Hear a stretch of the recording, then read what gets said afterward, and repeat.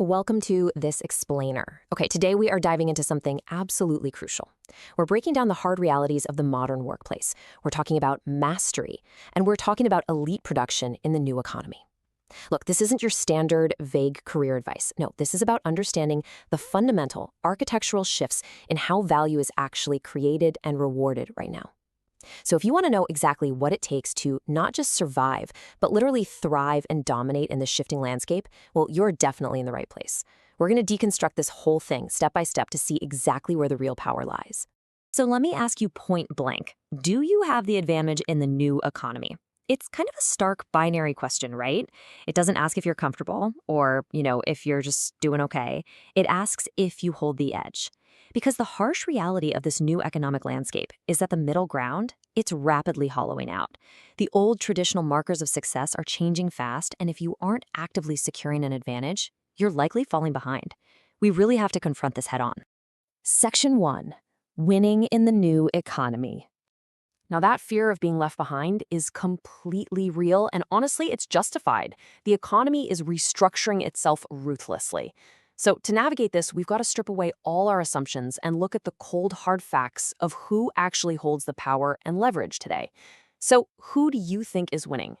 Take a second with that. Who really comes to mind? Is it the people grinding out the longest hours? Or maybe the people with the oldest, most prestigious degrees? Well, the answer isn't a mystery, but it is highly, highly exclusive. The economy is actively selecting for some very specific traits. And as it turns out, there is a highly exclusive set of exactly 3 groups. That is it. 3. If you want to know who possesses a distinct, undeniable advantage in this new era, it all boils down to this single number.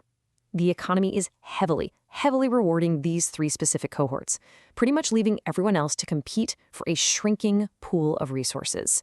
Section 2. The 3 advantaged groups. Okay, as we go through this, I really want you to actively evaluate your own skill sets and your own circumstances against this list. Ask yourself, do I fit into any of these categories right now? And if not, what's the game plan to get there?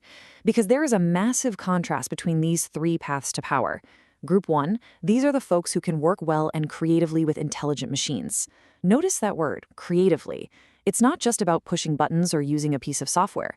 It's about actually collaborating with it to produce net new value. Group 2, those who are quite simply the best at what they do. We're talking elite human mastery here, the absolute top tier of any given field. And finally, Group 3, those with access to capital. This is pure financial leverage. If you have the money to invest in the new economy, well, you've got a built-in advantage. So there you have it, the 3 distinct winners: technological collaborators, absolute masters, and the highly capitalized. But hey, what if you don't happen to have access to massive amounts of capital sitting around? How do you join the ranks of the technological collaborators or those absolute masters? Well, you don't need luck, and you definitely don't need magic. You just need a specific cognitive toolkit. Specifically, you need 2 core abilities. Section 3, 2 core abilities required.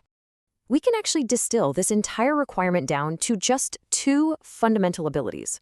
I mean, while the new economy is dizzyingly complex, constantly shifting, and incredibly demanding, the foundational traits you actually need to secure your advantage, they're highly concentrated. You don't need to go out and master 50 different productivity hacks. Just 2. Now, the absolutely crucial point here is this mandatory sequence. Step 1, the ability to quickly master hard things. Step 2, the ability to produce at an elite level, and that is defined specifically in terms of both quality and speed. You really have to see how these 2 things are intrinsically linked together. I mean, you cannot possibly produce at an elite level, meaning top-tier quality at a really high speed, if you haven't first mastered the hard concepts that underlie that work.